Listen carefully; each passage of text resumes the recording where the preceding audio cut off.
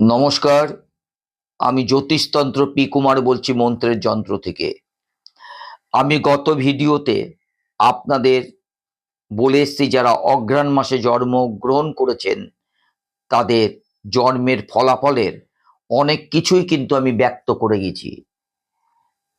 বর্তমানে আমি সেই অঘ্রাণ মাসের দ্বিতীয় পার্টে আমি আপনাদের সেই অঘ্রাণ মাসে জন্মের ব্যক্তিদের জন্মের ফলাফল, তাদের ভাগ্য এবং কর্মকুশলতার থেকে আরম্ভ করে সবই আলোচনা করছি। জাতক খুব স্বার্থপর যদি আপনি অঘ্রাণ মাসে জন্মগ্রহণ করে থাকেন।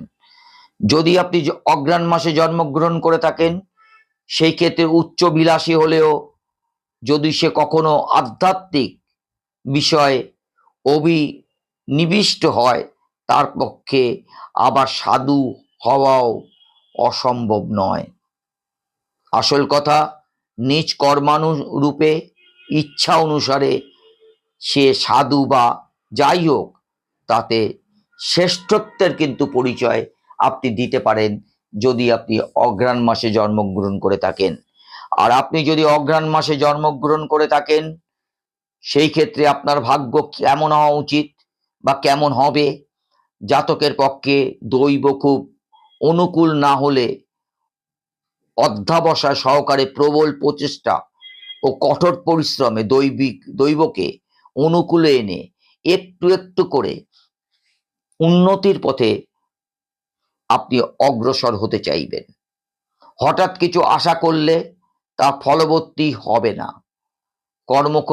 কর্মক্ষেত্রে একটু আধটু বাধা বিঘ্ন প্রায় এসে পড়তে পারে। তাতে নৈরাশ্য বা অবসাদকে প্রশ্রয় দেওয়া বুদ্ধিমানের কাজ হবে না যদি আপনি অঘ্রাণ মাসে জন্মগ্রহণ করে থাকেন। যদি যত রকম অসুবিধাই আসুক না কেন তাকে অতিক্রম করে অদম্য উৎসাহে কর্মপথে অগ্রসর হলে উন্নতি আপনা হতেই আপনার জীবনে সেই সময় এসে পড়বে যদি আপনি অঘ্রাণ মাসে জন্মগ্রহণ করে থাকেন। মধ্যম বয়সে কিছু উন্নতির যোগ আপনার দেখা যায়। উত্তরাধিকারী সূত্রে কিছু অর্থপ্রাপ্তি না হয়েও আংশিক পাওয়া আপনার জীবনে অসম্ভব নয়, কিন্তু উন্নতির পথে ভাগ্য বিশেষ সাহায্য করবে না। অতএব জাতককে খুব ভাগ্যবান কিন্তু বলা চলে না যদি আপনি অঘ্রাণ মাসে জন্মগ্রহণ করে থাকেন। প্রতি জীবনেতেই উন্নতি অবনতি সুখ দুঃখ এই ব্যাপারটা কিন্তু এসে পড়ে। এতে যাতে উৎসাহে প্রফুল্লতা এবং দুঃখ অবসাদ এসে না পড়তে পারে তৎপ্রতি সজাগ দৃষ্টি আপনার রাখতে হবে, কারণ এই সব হলো তুষ্ট এবং রুষ্ট গ্রহের ভোগকালের পরিণতি। ভোগকাল অন্তে স্বভাব পরিণত হয়ে থাকে। যদি আপনি অঘ্রাণ মাসে জন্মগ্রহণ করে থাকেন তাহলে আপনার ভাগ্য সম্বন্ধে জানালাম। এইবার আমি আপনাদের জানাচ্ছি আপনার কর্মকুশলতা। ব্যবসার চেয়ে চাকরিতে কৃতিত্ব পরিচয় দিয়ে সুনাম অর্জন উন্নতি সম্ভাবনা কিন্তু আপনার অনেক বেশি। পুলিশ, যুদ্ধ, ডিটেকটিভ প্রভৃতি বিভাগে জাতকের কর্মপটুতার ইঙ্গিত পাওয়া যায়। একমাত্র চিকিৎসা ব্যবসায় রোগ নির্ণয়, ওষুধ পথ্য ব্যবস্থাও সমযোগী উপদেশ দান স্বভাবজাত এই যোগ্যতা জাতকের কিন্তু থাকবে আপনি যদি অঘ্রাণ মাসে জন্মগ্রহণ করে থাকেন।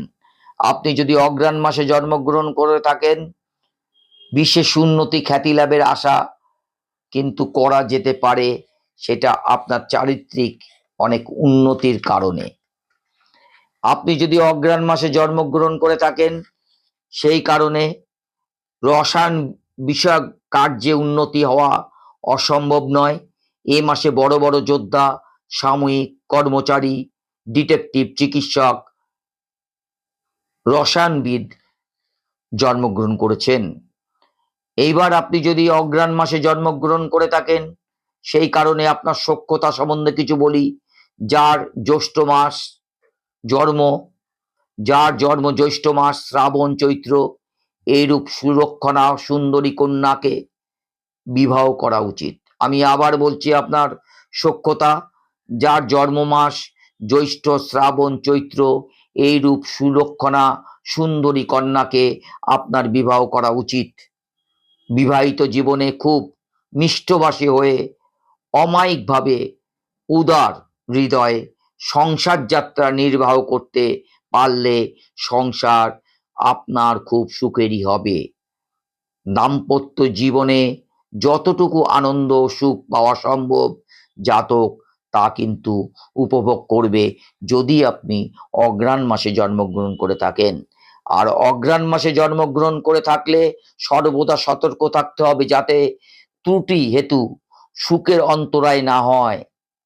মেয়ের পক্ষে বৃশ্চিক, মীন, কর্কট রাশি জাতক সুন্দর গুণী পুরুষকে বিবাহ করা সংসার সুখের কারণ হবে। আমি আবার বলছি, সর্বদা সতর্ক থাকতে হবে, যাতে ত্রুটি হেতু সুখের অন্তরায় না হয়।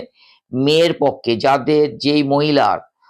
যেই মহিলা অঘ্রাণ মাসে জন্মগ্রহণ করেছেন তাদের ক্ষেত্রে বৃশ্চিক, মীন এবং কন্যা রাশি সুন্দর গুণী পুরুষকে বিবাহ করা আপনার সংসারে সুখের কারণ হবে।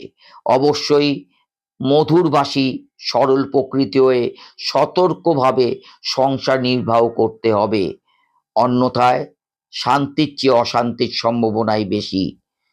কুম্ভ, মিথুন, মেষ, তুলা রাশি জাত পুরুষের সঙ্গে বিবাহ করা মঙ্গলজনক হবে না।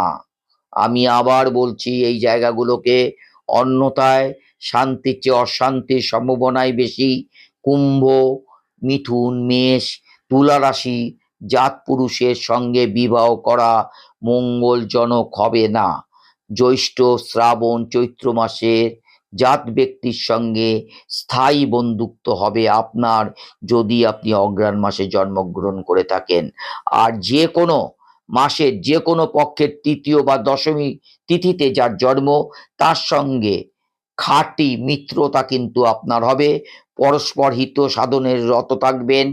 আষাঢ় মাসের জাতক ব্যক্তির সঙ্গে মিত্রতা অশুভজনক হবে, যদি আপনি অঘ্রাণ মাসে জন্মগ্রহণ করে থাকেন। বন্ধুত্ব ব্যাপারে খুব সতর্ক হবেন, কারণ বন্ধুত্ব কখনো শত্রুতায় পরিণত হয়ে অনিষ্টের কারণ হতে পারে, যদি আপনি অঘ্রাণ মাসে জন্মগ্রহণ করে থাকেন। সভা সমিতির সংস্রবে বা কর্ম উপলক্ষে দু একজন বন্ধু জুটে যেতে পারে, এদের দ্বারা উপকার ভিন্ন অপকারের সম্ভাবনা যারা অঘ্রাণ মাসে জন্মগ্রহণ করেছেন তাদের ক্ষেত্রে দেখা যাচ্ছে না। আপনার দৈহিক অবস্থা, যদি আপনি অঘ্রাণ মাসে জন্মগ্রহণ করে থাকেন, আপনার স্বাস্থ্য ভালো বলা যেতে পারে, তবে সংযমী, মিতব্যয়ী হতে হবে। রোগ পীড়া প্রায় হবেই না, কখনো হলেও সহজে শীঘ্রই আপনি তা থেকে আরাম পাবেন।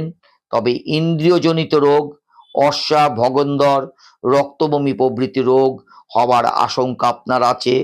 ঠিক সময় মতো আহার, নিদ্রা, হিতকর পথ্য গ্রহণ এবং সংযমী হলে এই সব রোগের ভয় থাকবে না। মনে রাখবেন, আপনার মনে রাখতে হবে, যৌন সুখে মত্ত হওয়া এই সব রোগের কারণ কিন্তু হবে। যদি আপনি অঘ্রাণ মাসে জন্মগ্রহণ করে থাকেন, সেই ক্ষেত্রে আপনার শুভ বর্ণ এবং রত্ন মেঘের রং বা উজ্জ্বল লাল রং জাতকের মঙ্গলদায়ক। আমি আবার বলছি, যদি আপনি অঘ্রাণ মাসে জন্মগ্রহণ করে থাকেন, সেই ক্ষেত্রে শুভ বর্ণ এবং রত্ন মেঘের রং বা উজ্জ্বল লাল রং জাতকের মঙ্গলদায়ক।